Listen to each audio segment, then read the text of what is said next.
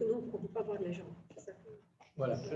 Bonjour à tous et à toutes et merci de nous avoir rejoints sur ce Zoom pour la présentation du master plan qui concerne le site de Carcide, de la Porte Ouest à Charleroi, un master plan qui a été réalisé par le studio Vigano. On est ici pour vous le présenter et pour vous remercier aussi d'avoir participé de près ou de loin pour votre implication, en tout cas, et les informations que vous avez partagées avec nous pour essayer de construire le meilleur master plan possible. Alors, vous connaissez les grandes ambitions de la région en matière de reconversion d'anciennes friches industrielles. Il y a des projets qui tapissent, je veux dire littéralement, la Wallonie, que ce soit à Liège, que ce soit ici à Charleroi ou ailleurs. Le gouvernement a des grandes ambitions, et notamment celle de reconvertir environ 100 hectares de friches industrielles par an.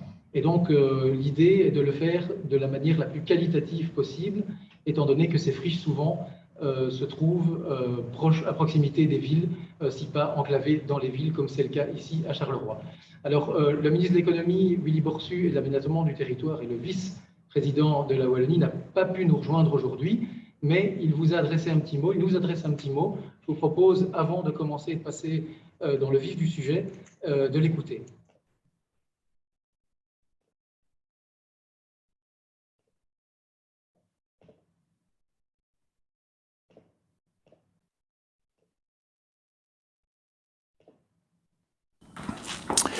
Au moment de présenter ce master plan, je voudrais vraiment vous remercier pour votre implication, tous les acteurs concernés par cet important dossier autour de l'agence Vigano, de ses responsables, autour de la SOGEPA, ainsi que des autorités locales.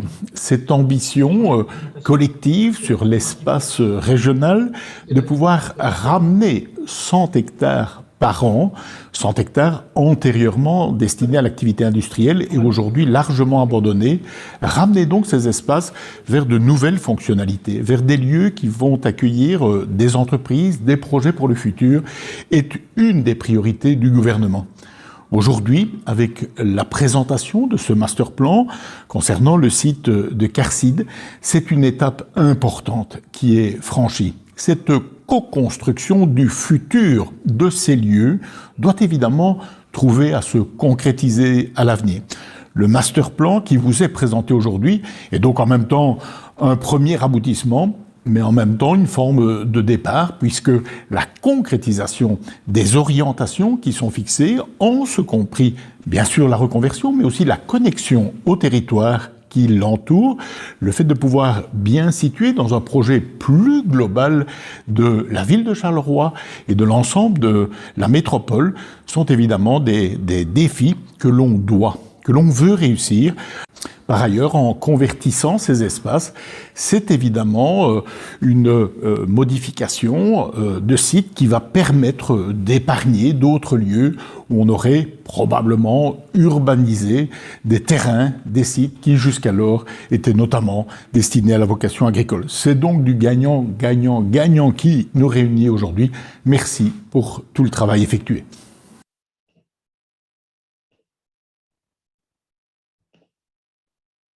Donc voilà, vous avez pu entendre toute l'importance que le ministre accorde à ces grands dossiers de reconversion. Et je ne vous fais pas plus attendre, je passe directement la parole à Paola Vigano ici, qui va nous présenter le contenu du master plan. Merci donc, pour être avec nous à ce moment important pour Charleroi et pour la Wallonie. Donc, le travail que je vous présente, le master plan, a été rédigé avec Sweco, qui est ici représenté par Delphine Desmet, et avec Idia Consult, qui s'est occupé des questions d'économie territoriale, Origine, qui s'est occupé du thème du patrimoine et d'une lecture fine de ce patrimoine, et Tram, qui nous a suivi sur les questions de participation que nous avons organisées ensemble. Et à côté de moi, à ma droite, il y a Achille Pelletier de Studio Paola Vigano qui a été le chef de projet pour ce master plan. Donc, je voudrais vous donner quelques éléments d'introduction, des choses que peut-être vous connaissez déjà très bien, mais la dimension importante du site, presque 110 hectares, le site Carcide, et aussi une série de sites qui sont autour de cette partie, comme la Biotechnopole Villette, mais aussi les minoirs du Rho, qui amènent aussi d'autres surfaces qui sont, disons, intégrées à l'intérieur du master plan pour une vision un petit peu plus solide du futur de la porte ouest. La dimension du site, sa localisation à côté du centre-ville, les relations directes avec une série de quartiers, d'Imprémy d'un côté, mais ou Marchais-le-Pont ou Marcinelle au sud, fait qu'il y a plusieurs échelles à laquelle on peut réfléchir sur ce site, important à une échelle, je dirais, nationale et internationale, mais très important aussi pour les liaisons qui peuvent être établies avec le tissu de la ville. Quand on rentre dans ce site, on est marqué par la présence de ces grands objets énormes, de vraies cathédrales, de certains points de repère qu'on voit de l'extérieur. C'est un site qu'on voit très bien de l'extérieur de Charleroi, qu'il est toujours présent dans le skyline de la ville. Et de l'intérieur, on voit la ville. Donc, c'est un site qu'on peut très facilement imaginer redevenir une partie de ville avec ses différents paysages et ces différentes icônes, c'est-à-dire des objets qui construisent un petit peu l'image de Charleroi et qui peuvent participer de sa nouvelle image. Nous avons travaillé de façon très intense. Le master plan a été réalisé dans 6 mois, plus 2 mois, disons, de finalisation. Donc, c'est une période assez brève, mais en même temps, elle a été très intense. Le diagnostic, une période de construction de scénario que je ne vous montrerai pas aujourd'hui. On va plutôt parler de la vision et de comment cette vision pourra être concrétisée. On a fait beaucoup de rencontres, d'échanges.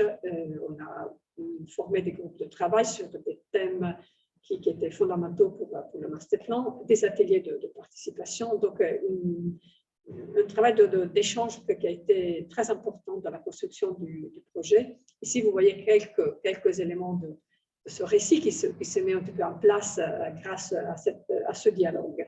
Par exemple, la fascination de la porte ouest, ça, on est tous passés par là, je dirais. L'importance de certaines infrastructures qu'il organise, comme le canal, le transport fluvial, la présence de la Sambre.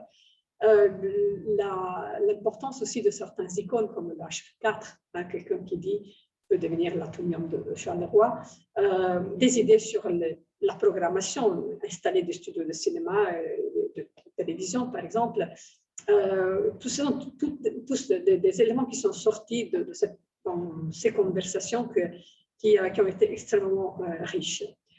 Mais aussi, par exemple, de se dire que certains projets de voirie qu'on avait imaginés dans le passé ne sont pas peut-être aujourd'hui à privilégier dans les investissements. Donc, des changements aussi de cap par rapport à des idées du passé. Une première image du master plan, c'est une image qui ne doit pas être lue comme l'unique image du master plan. Il y a plusieurs éléments qui le composent. Mais ici, on voit cette idée de vraiment reconnecter ce site à la ville dans les différentes directions au nord, avec aussi la chaîne de Bétéril et d'Imprémy, vers le sud avec l'intégration au Technopole de la Villette, naturellement vers le centre-ville de Charleroi et vers la gare du sud, hein, surtout, et vers Marchêne et la gare de Marchêne. Ce master plan se veut comme un point de départ, ce n'est pas une conclusion, c'est un point de départ parce que nous avons travaillé dans des conditions qui ont laissé des incertitudes, surtout à propos de la pollution des sols et de la nappe. Ce sont des questions extrêmement complexes qu'on espère seront traitées rapidement, mais pour le moment, notre master plan intègre ces incertitudes et c'est pour ça qu'on l'a pensé comme un master plan dynamique qui peut être mis à jour, mais qui peut aussi être vraiment amélioré et optimisé dans le futur, avec les nouvelles données qui permettront d'être plus précis dans cette idée de refondation et d'une grille de refondation du site qui permettra de réhabiter ce site. Étant donné que ça reste encore flexible et ouvert, ce master plan, il doit fixer quand même certains éléments de façon claire. Et là, donc, on a une charte des valeurs qui sont montées à la base de ce nouveau récit, une vision qui oriente, qui donne des directions, une série d'entités spatiales qui organisent et articulent l'espace, et après certains éléments opérationnels qui sont surtout liés à la question du temps court et du temps long. Qu'est-ce qu'on peut imaginer de commencer à faire assez rapidement et qu'est-ce qui va prendre plus de temps. La charte des valeurs est assez simple. Par rapport à l'économie, le masterplan le masterplan propose de travailler beaucoup sur l'habitabilité du territoire et son attractivité, et de mettre ça à côté, en parallèle, du développement de nouvelles surfaces économiques. Et c'est-à-dire qu'on considère que c'est autant important de travailler sur cette attractivité, sur la qualité de l'espace et sur son habitabilité, que de développer de nouvelles surfaces. En matière de culture et de patrimoine, on part d'un point de vue, disons, initial sur la présence de cette culture dans l'intérieur du site. Tout ce qui est là est culturel et nous adoptons une posture ouverte sur la transformation de ce patrimoine, parce qu'il est évident que ce patrimoine devra évoluer, mais en même temps, c'est important de se dire que tout ce qui est là est culturel. En matière de continuité écologique, paysagère et des espaces publics, le master plan propose de redonner vraiment de l'espace à ces continuités qui sont en même temps des continuités écologiques, mais aussi le support, l'organisation des programmes nouveaux. Et nous affirmons aussi un droit de pouvoir se déplacer à l'intérieur de ce site, de pouvoir le traverser, le pratiquer pour chacun, et aussi pour ceux qui ne sont pas des humains, pour les espèces, de penser ce site non pas comme un lieu de barrière, mais comme un lieu de passage. En matière de métabolisme, le site est déjà riche en termes de matière, de ressources qu'on peut renouveler. Et pour le futur, il s'agira surtout d'agir sur les synergies entre les différentes entreprises, industries qui vont s'installer, qui se trouvent aujourd'hui déjà sur place, et de travailler vers l'autosuffisance énergétique et la neutralité carbone. Et le master plan est aussi du point de vue de la mobilité, etc., pour qu'on puisse arriver là. Notre vision donc ouvre un nouveau récit pour la porte ouest, à un horizon que pour nous c'est de court terme. On parle de 2026, ce sera peut-être 2027, mais disons premier horizon, 2035-2050, le long terme. Ce qui nous intéresse, c'est que depuis déjà quelques années, ce soit un parc territorial économique en développement, un parc productif, un parc culturel, et aussi un lieu dans lequel la biodiversité et les continuités écologiques pourront se développer avec une nouvelle richesse d'espaces publics et d'espaces urbains. Pour réaliser ce récit, nous avons 7 objectifs stratégiques qu'il faut arriver à réaliser. Le premier objectif, c'est celui de l'attractivité, redévelopper cette attractivité du site et de Charleroi avec ce site. Parce qu'aujourd'hui, la porte ouest est un site qui n'est pas habitable. On ne pourrait pas imaginer de développer quelque chose là dans les conditions actuelles. Il faut vraiment faire un effort pour surtout améliorer la qualité des lieux. La dépollution, c'est un des facteurs, mais il y en a aussi d'autres. C'est la question, par exemple, des barrières, des fractures qu'on trouve aussi dans l'espace. Vous savez, il y a des viaducs, des ponts, des talus, des lignes à haute tension. Donc, améliorer l'habitabilité du site est vraiment un enjeu majeur dans toutes les hypothèses d'évolution du site. Ceci nous permettrait de travailler sur cette qualité qui se réalise avec ce renforcement de la nature écologique sur les nouveaux espaces ouverts et publics. sur ça, on pourra imaginer de développer des campus économiques connectés avec les clusters économiques existants à Charleroi et faire devenir le site un endroit dynamique pour une diversité de fonctions. À l'intérieur donc de cette nouvelle attractivité et qualité des espaces, alors le site CARSID avec ses 110 hectares pourra s'imaginer comme un lieu pour des campus pour des petites et moyennes entreprises et aussi intégrer les grandes industries qui sont déjà sur place aujourd'hui, Marcinelle, Industil, et aussi imaginer quelques espaces d'extension pour ces activités. Le total que nous imaginons sur le site CARSID, c'est un total qui couvre plus ou moins la moitié du site, ce qui laisse donc une bonne marge de manœuvre pour organiser justement ces éléments de lien, ces espaces publics et ces lieux aussi culturels qui seront extrêmement importants. Avec ce qui est autour, on arrive à une disponibilité de surface pour des activités qui est autour de 180 hectares, ce qui est donc une dimension vraiment exceptionnelle, très proche du centre de la ville. Deuxième grand enjeu, c'est objectif stratégique, amplifier les paysages et les milieux écologiques. Là aussi, on pense que dans le court terme, comme dans le long terme, il s'agira vraiment de restituer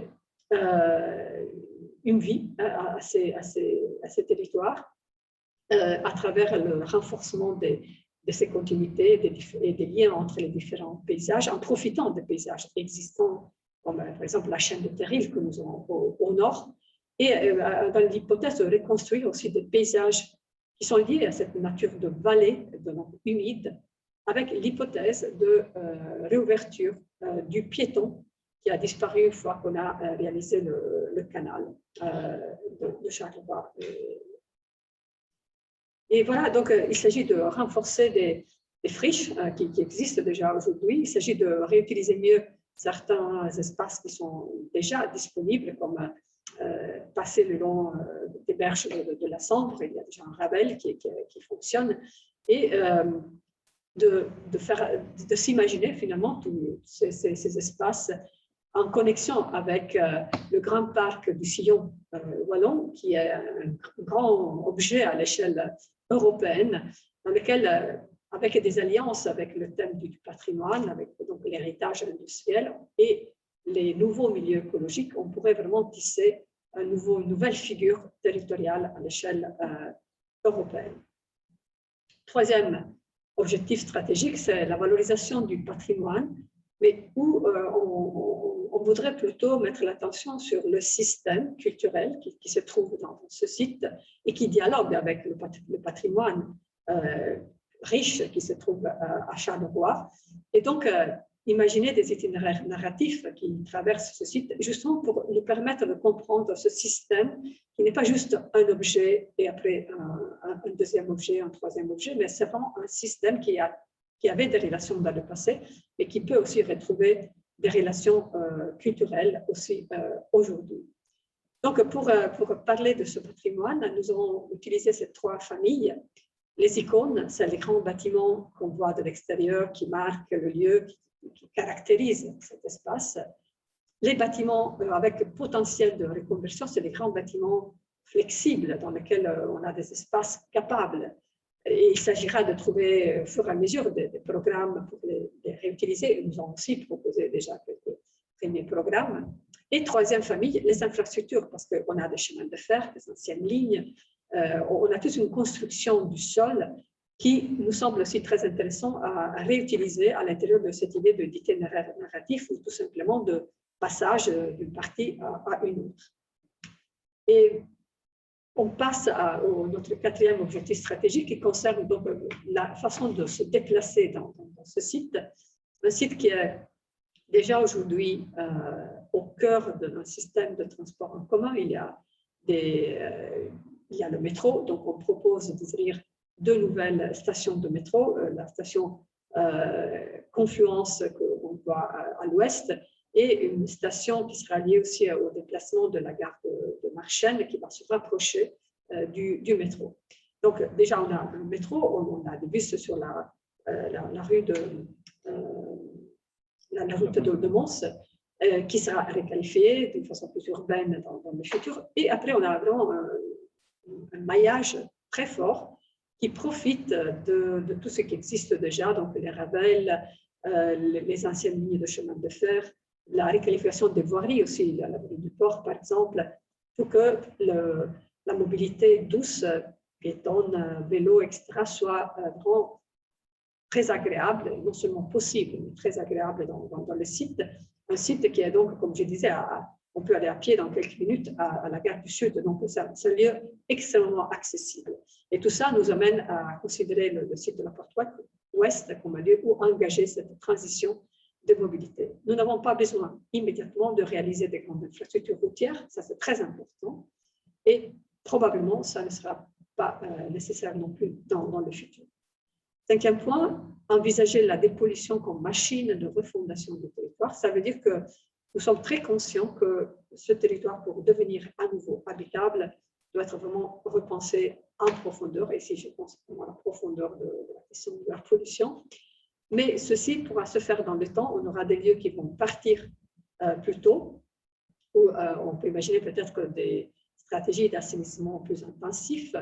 Mais après, on aura toute une série de parties qui pourront avoir le temps pour avoir aussi d'être des lieux d'expérimentation ou des lieux de test pour un assainissement extensif, démonstratif, qui générera des paysages changeants dans le site.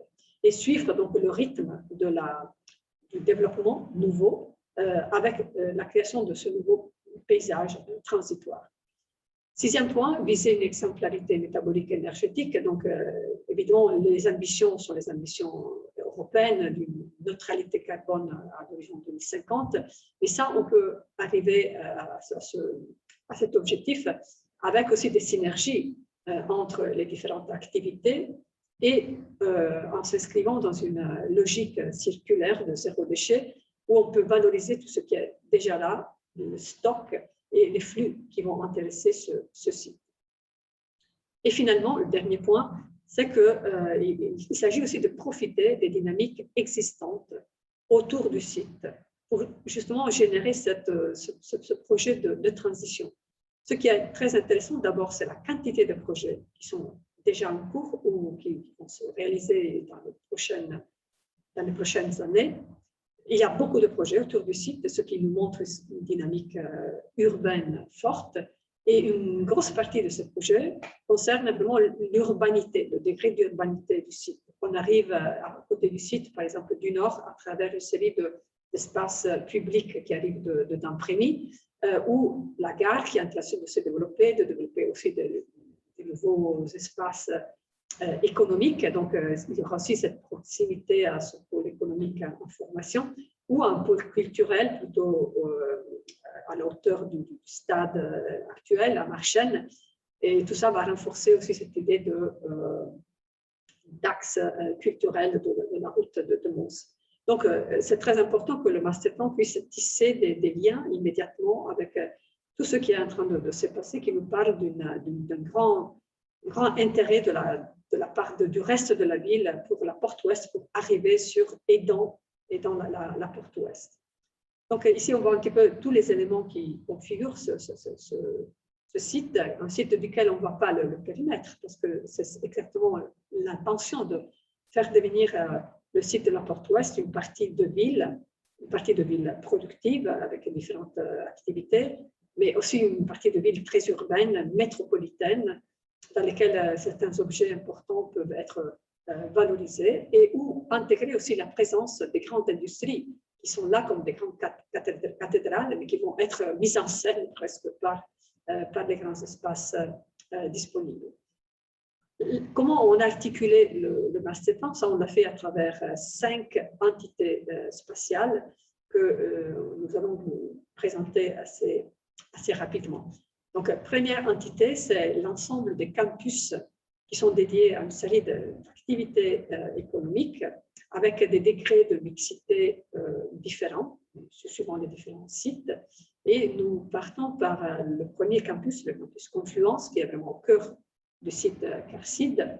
C'est un campus productif qui est déjà desservi, qui pourra être desservi par un nouvel arrêt du métro, qui a une façade sur la route de Mons, qui pourra trouver dans l'ancienne centrale électrique, un grand bâtiment, très beau bâtiment, réhabilité, une sorte de vitrine pour un cluster clean tech qui pourra se relier à l'économie existante, aux écosystèmes existants à Charleroi, vers dans cet horizon décarboné 2050. Donc, ce sera un lieu d'innovation, d'expérimentation, de production liée vraiment à cette idée de technologie clean. Et il pourra développer aussi des liens avec le quartier du futur, duquel je parlerai d'ici à un moment. Donc ici, la centrale électrique, c'est un petit peu l'élément qui rend reconnaissable, qui donne une caractéristique très claire à ce campus. Et vous voyez la proximité donc, au métro qui pourra le desservir. Le deuxième campus, c'est le technopôle qui existe déjà, mais qui sera un petit peu requalifié, en sachant que même ce campus contient des bâtiments patrimoniaux très importants, très beaux et aussi très, très flexibles, qui sont hérités des anciens ASEC.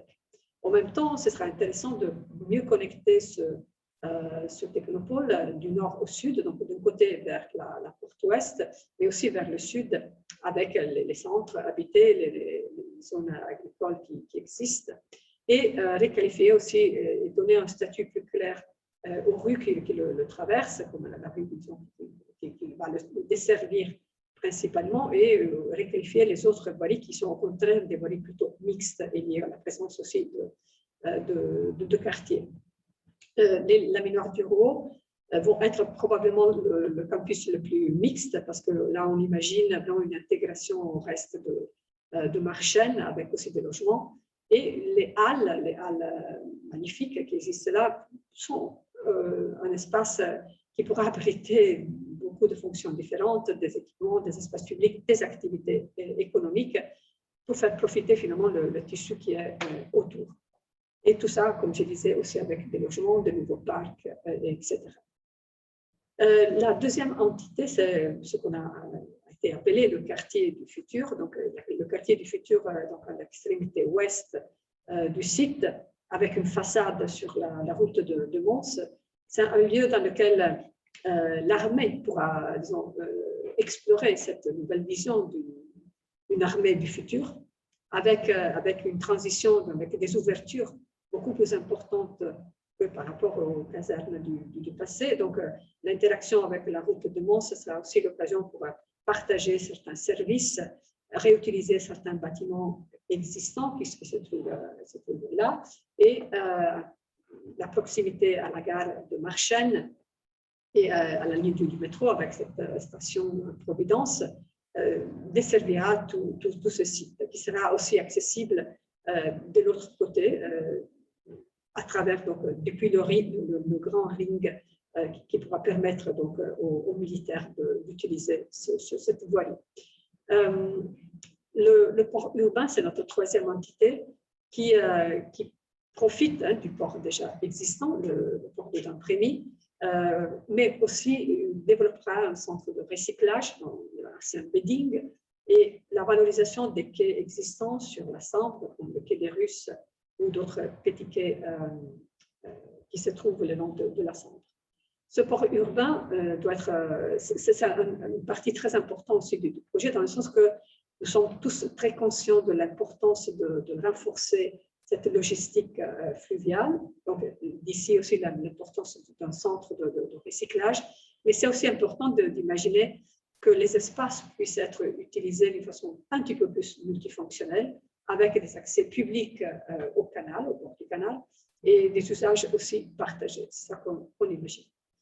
La quatrième entité, c'est un petit peu la pièce maîtresse du masterplan, c'est le phare ouest, qui n'est pas très phare dans le sens anglais du terme, c'est pas très loin, mais c'est un phare, c'est un lieu de visibilité, c'est un lieu d'entrée au site, c'est très bien connecté à la gare, c'est-à-dire qu'il y aura une promenade qui de la gare nous amènera directement dans le Far West, et c'est un grand parc métropolitain où les grandes industries pourront trouver leur mise en scène et où certains éléments du patrimoine pourront aussi être valorisés.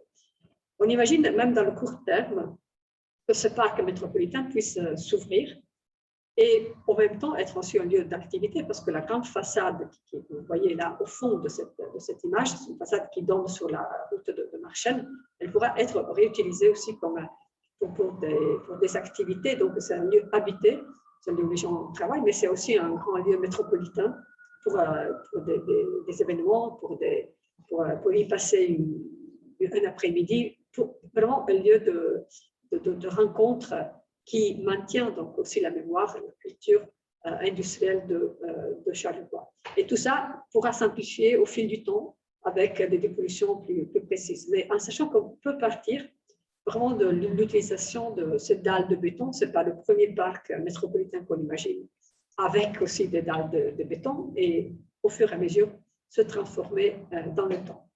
Si vous voyez quelques éléments, le parc sur dalles, l'esplanade avec le HF4, la passerelle sur la Sambre qui va constituer cette liaison nord-sud, et surtout la liaison claire, très agréable pour tous, vers le centre-ville et vers la gare sud. La cinquième entité est celle qui va connecter toutes les autres. C'est un système d'espace public, de culture et de paysage. C'est vraiment le connectif de tout le reste. Et c'est là que les limites entre ce qui est la porte ouest et ce qui est le territoire de Charleroi vont se perdre, parce que c'est justement l'idée de tisser et de se connecter à tout ce qui existe déjà et faire rentrer à l'intérieur la ville, les terrils, les parcours. À l'horizon 2026 ou 2027, disons, le court terme, il y a déjà beaucoup de quoi partir, parce que le Ravel, le long de la Sambre, il existe déjà, et on pourra, au fur et à mesure, renforcer, par exemple, régénérer ou renaturaliser certaines parties des berges, surtout de l'autre côté. Et le parc des Rives de Sambre, c'est un des grands éléments de ce connectif. Après, on a toutes les liaisons écologiques de mobilité douce, les itinéraires narratifs et cette mise en relation avec la chaîne de terrils. Et finalement, la remise en surface, c'est encore quelque chose d'hypothétique parce que ce n'est pas si simple, mais on imagine dans le temps un petit peu plus long la remise en surface du piéton. Donc, certaines lignes de continuité se tissent à l'intérieur du site. Le parcours qu'on appelait parcours confluence nord-sud, qui passe donc d'un prémis avec les nouveaux espaces publics qui sont déjà prévus, la chaîne de terrils, on passe sur le canal, on arrive au cœur du site Carcide, on continue, on traverse la Sambre, on arrive dans le parc métropolitain du Far West, on continue, on traverse le chemin de fer, on arrive dans la Décnopole, on arrive jusqu'au sud. Ou le parcours des Réunis, qui est plutôt est-ouest, et qui va connecter la gare de Marchenne avec la nouveau arrêt métro Confluence, ou encore au long de ce piéton réouvert, on pourrait imaginer des continuités visuelles, écologiques et pour les piétons. Et l'odeur, qui est un magnifique parc qui déjà existe, pourra trouver donc finalement là aussi une continuité, disons, d'esprit de ces éléments d'eau qui vont se rejoindre dans la Sambre. Ce système d'espace public propose différents types d'espaces plus locaux, à caractère plus métropolitain, une série de liaisons qui vont réutiliser, comme je disais, les infrastructures existantes, et après peut-être cette récréation de nature avec la remise en surface du piéton. J'arrive rapidement à la conclusion avec quelques éléments de phasage, mais que j'ai déjà un petit peu anticipé. Vous voyez ici la première ligne d'image, celle de 2021, aujourd'hui l'état actuel des lieux. Le court terme 2026-2027, avec l'ouverture, on espère qu'on arrivera à avoir ce quartier du futur déjà implanté. Le chantier devrait s'ouvrir en 2024. donc ce sera autour de 2026-27, disons, ces années-là. Et avec ce quartier du futur, c'est important que le site puisse déjà s'ouvrir ou avoir des continuités possibles, et donc une série d'espaces qui pourraient évoluer assez rapidement dans les prochaines années pour justement, peut-être aussi avec des aménagements temporaires ou définitifs dans quelques cas, pour connecter la porte ouest à la ville. Et après, le long terme, avec l'horizon 2050, où évidemment tout ça sera monté en puissance, et ce sera le résultat de l'approfondissement aussi des questions de pollution et des techniques utilisées et des programmes qui vont arriver avec le quartier du futur, les premiers éléments du campus, Confluence, et tout ça pourra donc régénérer ce territoire. Pour conclure, je reviens à cette vision qui devrait permettre de créer 3000 emplois à l'horizon 2035. Et ici, on considère les emplois directs, indirects et induits, et jusqu'aux 8000 emplois à l'horizon 2050. Mais ce qui est très important, je pense, à retenir, c'est que ce masterplan propose vraiment 3 piliers sur lesquels il s'appuie. C'est le pilier de l'économie, c'est évident, la question de l'emploi, c'est une priorité, et les surfaces qui sont mises à disposition permettent de répondre à ces attentes et de développer donc de nouveaux emplois. Deuxième pilier, c'est le pilier de l'écologie, la reconstruction de nature, la reconstruction d'une vie là où aujourd'hui il n'y en a plus, des continuités qui vont structurer ce territoire. Et le troisième pilier, c'est la valorisation d'un patrimoine qui existe et qui peut encore être réutilisé, qui peut être repensé comme des lieux de grande flexibilité pour 1000 initiatives possibles. Ces 3 piliers ne sont pas antagonistes. Ce sont 3 piliers qui peuvent travailler ensemble, et ce serait erroné de les mettre les uns contre les autres. Ces 3 piliers peuvent travailler ensemble pour donner quelque chose d'innovant. Et le masterplan a travaillé dans cette hypothèse, que ces 3 piliers peuvent générer quelque chose d'intéressant pour Charleroi. Et on vous remercie pour votre patience, et on est à votre disposition pour répondre à vos questions.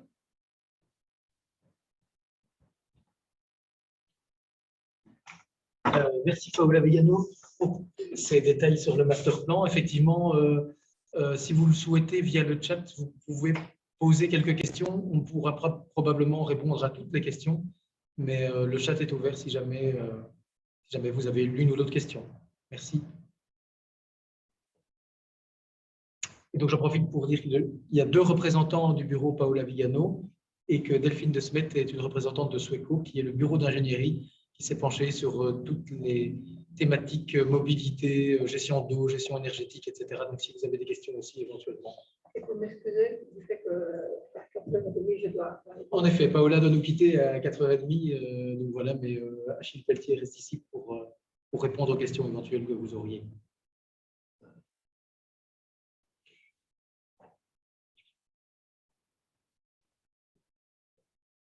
Il va nous le dire.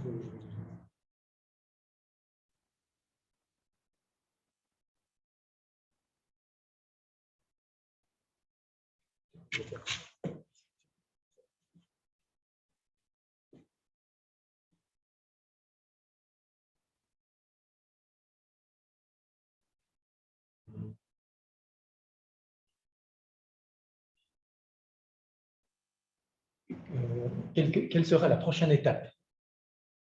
Alors, pour nous, c'est un petit peu difficile de dire quelle sera la prochaine étape parce que notre travail arrive à une conclusion. On espère que ce soit une conclusion provisoire et on espère qu'il y aura des suites, surtout parce que, peut-être Delphine pourrait dire un mot, il y a l'action des sols à investiguer. Oui, effectivement, donc dans les prochaines étapes, ce sera toutes les questions de dépollution. Voilà, comme Paola le disait, notre mission du master plan se finit, mais on espère que c'est le début d'une nouvelle histoire qui va se mettre en route. Je peux en dire un mot de plus, c'est que pour pouvoir continuer à avancer, on a besoin aussi de maîtriser le foncier et que ça, c'est encore en négociation avec du FERCO. Ça aboutira dans dans les quelques semaines ou quelques mois qui viennent, le plus rapidement possible, on l'espère. Effectivement, comme le spécifiait Delphine, c'est continuer les études de sol, les études de pollution pour pouvoir voir comment on va pouvoir déployer après le master plan en fonction des zones et de leur niveau de pollution. Par rapport, je dirais, aux annonces qu'on a fait aujourd'hui, la ministre de la Défense, c'est clair qu'il y aura des choses assez rapidement qui vont se mettre en œuvre, ce qui permettra justement d'établir des temporalités un peu précises sur les sites qui devront être rapidement investigués. Les sites pourraient peut-être imaginer des stratégies différentes, plus lentes aussi de pollution. Après, la question de la propriété, mais aussi, on espère, dans le temps court, que la ville de Charleroi puisse commencer à s'approprier du site, la partie disons, publique du site et imaginer des projets, peut-être des projets aussi légers, de réappropriation graduelle du site. Donc, à notre avis, il y a beaucoup à faire immédiatement, à partir de demain. Quel opérateur portera le projet de développement dans son ensemble? C'est encore un peu tôt, donc c'est difficile à dire, d'une part parce qu'on n'a pas encore la propriété, donc on ne peut pas encore explorer ces choses-là, et donc il y aura certainement plusieurs opérateurs qui seront sollicités, donc en fonction des projets et des opportunités qui pourront aussi voir le jour et qu'on ne connaît pas forcément encore. Le permis de démolir en cours sur les laminoirs du Ruau est-il remis en cause? C'est une question à laquelle je ne peux pas répondre parce que je n'ai pas la réponse. Je pense que c'est plutôt la ville de Charleroi de ce côté-là qu'il faut voir. Est-ce qu'il sera possible d'obtenir une copie du master plan? Absolument. Alors, on a la copie, en tout cas, de la présentation ici est disponible sur le site de la SOGEPA. C'est déjà le cas maintenant, ainsi que sur notre page LinkedIn. Et donc là, vous avez le document en PDF que vous pouvez télécharger.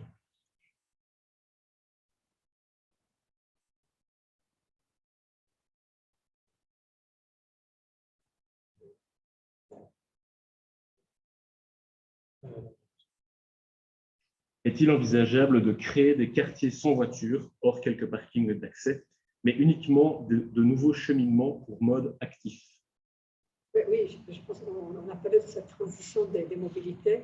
Alors, évidemment, le site est un site aussi pour des activités économiques, donc il y a un aspect logistique qu'il faudra considérer, mais il y a tous les ingrédients, je dirais, pour imaginer un site auquel on y va à pied ou à vélo, parce qu'il y a toutes les connexions possibles et imaginables, ou on utilise le transport en commun.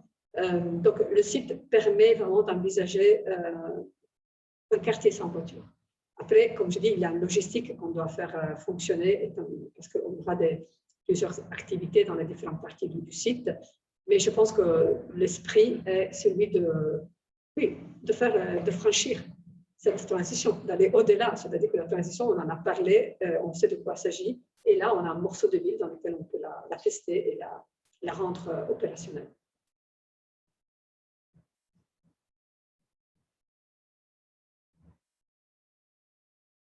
D'autres questions?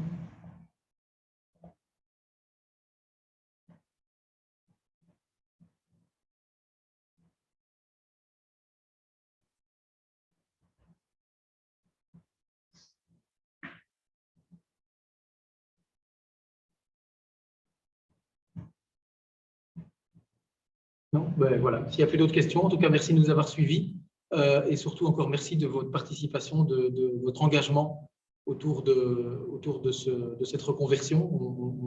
On voit que les gens de Charleroi sont attachés à leur ville et sont engagés autour et ça fait plaisir à voir et on essaye vraiment d'œuvrer avec cette idée de qualité, de retrouver de la qualité et comme le disait Paola Villano, de l'habitabilité dans la ville. Donc, merci beaucoup. S'il y a quelqu'un dans les jours qui suivent qui a participé aux ateliers de travail, un grand merci pour vos contributions parce que pour nous, ça nous a vraiment alimenté et ça nous a aussi renforcé quelquefois par rapport à des positions à prendre.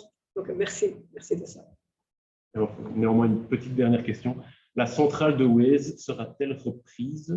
Je ne sais pas si ça évoque quelque chose. Alors, oui, ça évoque quelque chose, mais disons que je pense que la charte de valeurs a très bien posé le thème du patrimoine.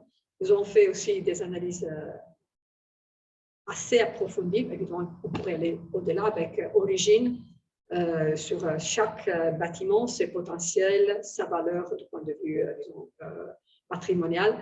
La centrale de Houé est un bâtiment important. Donc, nous espérons que ce bâtiment puisse rester dans le futur. Il y a des questions qui sont liées aussi à la possibilité d'extension des grandes industries, ce qui est lié à l'emploi, ce qui est lié à l'économie. Donc, évidemment, là, il y a un élément sur lequel le dialogue doit continuer. Et je pense que c'est prématuré en ce moment de dire exactement quel sera le résultat. Mais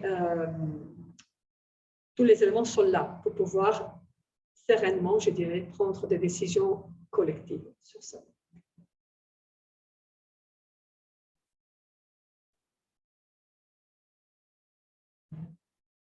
Voilà, s'il n'y a plus de questions, en tout cas, encore un grand merci de nous avoir suivis et pour votre engagement encore une nouvelle fois. Et on ne manque pas de vous tenir au courant des évolutions via la page LinkedIn ou le site de la SOGEPA. En tout cas, on continue à suivre le dossier et à continuer à poster en tout cas toutes les évolutions dont on peut vous faire part lorsqu'elles sont solides. Voilà, merci et bon après-midi, bon week-end. Au revoir.